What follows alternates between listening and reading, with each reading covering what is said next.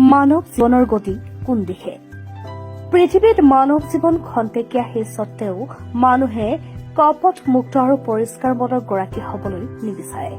মানুহৰ জীৱনত মৃত্যু নিশ্চিত এই কথা জানিও তাক পাহৰি গৈ মানুহে পাপলৈ ভয় নকৰি কুকৰ্মত লিপ্ত হয়। জীৱ শ্ৰেষ্ঠ বুলি আখ্যা দিয়া মানুহৰ মাজতেই দেখিবলৈ পোৱা যায় হিংসা, বিদ্ৰোহ, ভেদাভেদ আৰু বহুতো অমানৱীয় নিকৃষ্ট কাৰ্য। বৰ্তমান আৱেগতকৈও টকাৰ মূল্যহে বেছি যেন হৈ পৰিছে, য'ত আৱেগৰ দাম সস্তীয়া। মানুহে মৃত্যুৰ পাছত যিমান দয়া মৰম দেখুৱাই সেয়া যদি জীয়াই থকাৰ অৱস্থাত দিলেহেঁতেন তেন্তে কিমান ভাল হলহেঁতেন। মানুহেই সমাজ গঢ়িছে, মানুহেই সমাজ ভাঙিছে আৰু সেই সামাজিক প্ৰাণী বুলি কোৱা মানুহৰ মাজতেই দেখিবলৈ পোৱা যায় ভেদাভেদ।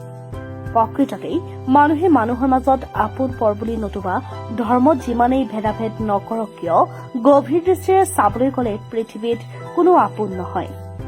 এই পৃথিৱীত মানুহে অকলে আহিছে আৰু এদিন অকলেই যাব লাগিব। মৃত্যুৰ লগত কাকো লৈ যাব নোৱাৰে।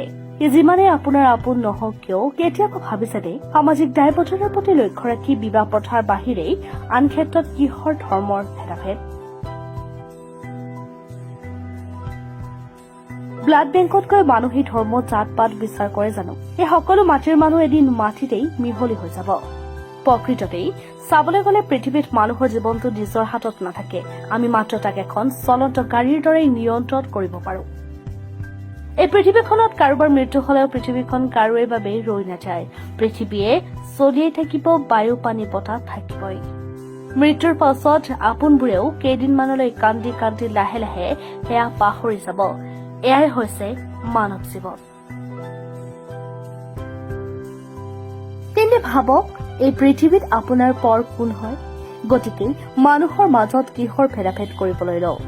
আমি মানুহবোৰে আনৰ অনুভৱ বুজিবলৈ যত্ন নকৰো, কিয়নো আমাৰ মানুহৰ মাজত উচ্চ মানসিকতাৰ অভাৱ।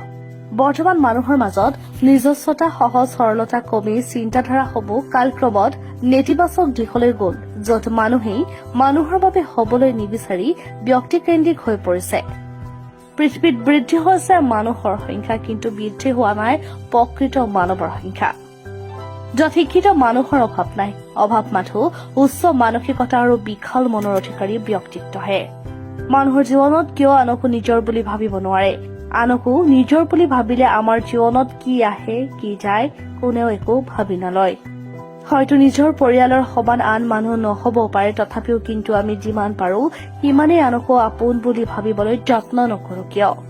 বৰ্তমান যুগত মানুহবোৰৰ পেটত এটা আৰু মুখত এটা কথালৈ জীয়াই থাকে, য'ত ভদ্ৰতাৰ মুখা পিন্ধা বহুতেই শুৱলা মাত কথাৰে মিলি থাকিবলৈ অভিনয় কৰি এখন মিছলীয়া জগতত মানুহেই মানুহক আবদ্ধ কৰি ৰাখে। কিন্তু একমাত্ৰ বিপদৰ সময়তহে গম পোৱা যায় কাৰ মনত কি আহে। বৰ্তমান সময়ত মানুহৰ মূল্য চৰকাৰী চাকৰি বা ধন সম্পত্তিৰেই। সমাজৰ মতে যাৰ চৰকাৰী আৰু ধন আছে তাৰেই মূল্য বেছি। মনত ৰাখিব, মানুহ ধনী সম্পত্তিৰ পৰা নহয়, মানুহ ধনী হয় একমাত্ৰ মনৰ পৰা।